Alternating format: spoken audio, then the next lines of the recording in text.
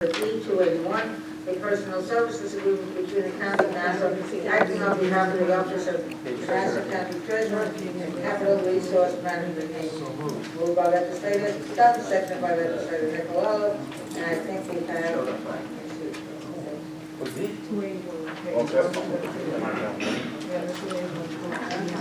Hi, good evening, Beaumont Jefferson, County Treasurer. The item before you is a contract to provide collection services of emergency ambulance billing. The vendor, Capital Resource Management, or CRM, is a local MWBE firm that specializes in medical billing collections. Currently, we have approximately $777,000 in insurance checks that were received by individuals who were transported by ambulance services. They received checks from their insurance companies, and those checks were not remitted to the county. We also have approximately $1.2 million that we cannot determine the addresses, so we need to actually skip search and find these individuals so they can remit those checks if they do have them.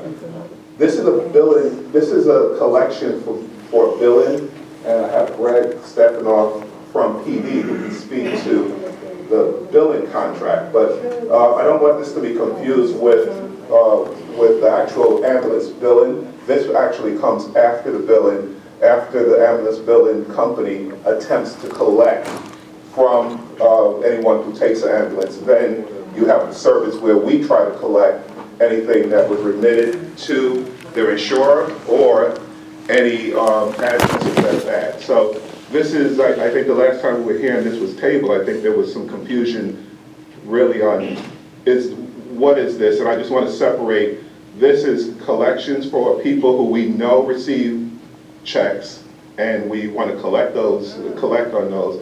Also, there's a component where we have bad addresses. So this company, which is a local company, will actually try to track these individuals and have these individuals remit the checks for us. There's another component, if there's another component, we would have to speak to the billing side of it, but this is really a collection contract that we're interested in collecting money, which is low-hanging fruit from folks who receive money and cash the checks, and they owe the county the money. Okay, Legislator Nicolello. Okay, thank you, Mr. Jefferson. You really explained that very well. But I do have a question to the initial component, the billing side of this, before it gets to collections. It's always been my understanding that the county it goes after just the insurance. It does not go after people, doesn't attempt to collect on resources from people who are uninsured.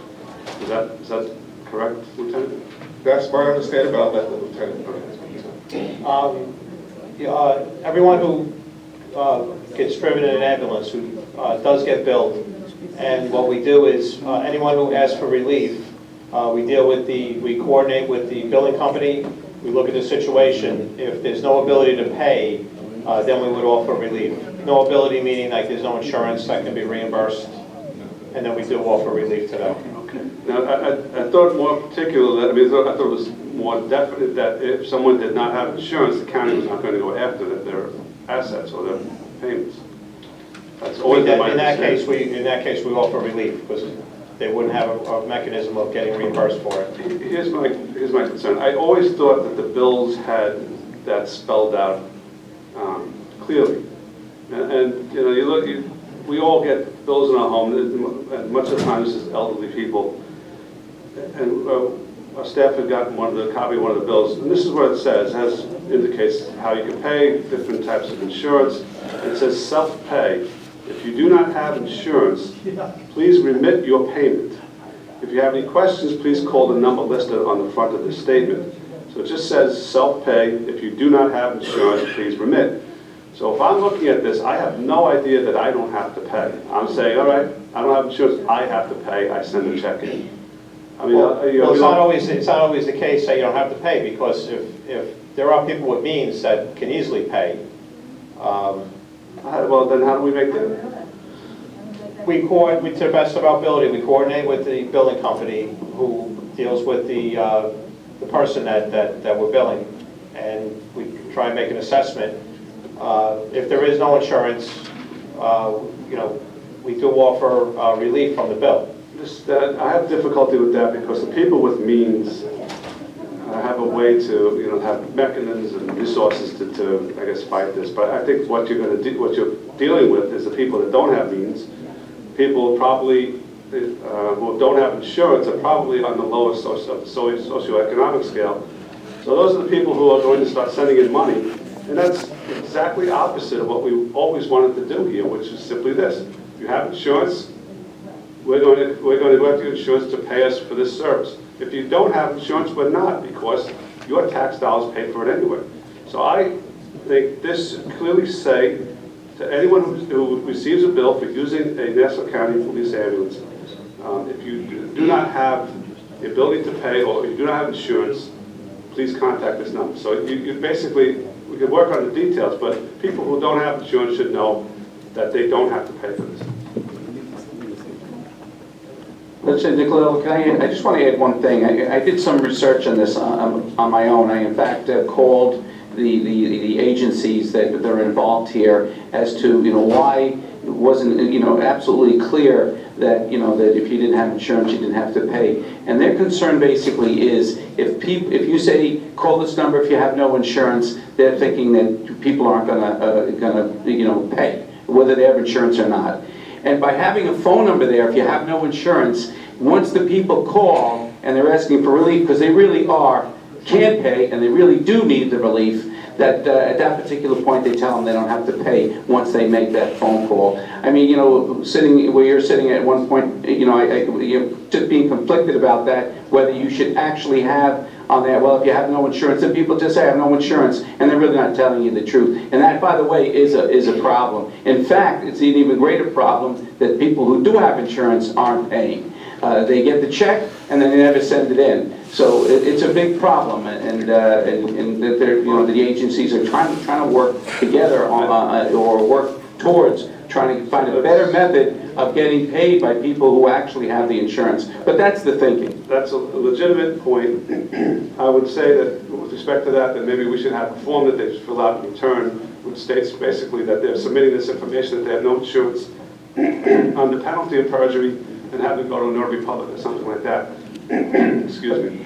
By the way, again, the point here is this. It's always been our concept up here, and I think most people in the county, that if you have insurance, the county's going to go after it to get reimbursed for the service. If you don't have insurance, your tax money is paid for this already, we're not going to go after it. The way we're doing it now, I guarantee there's thousands of people who paid because they didn't understand that the county makes an exception.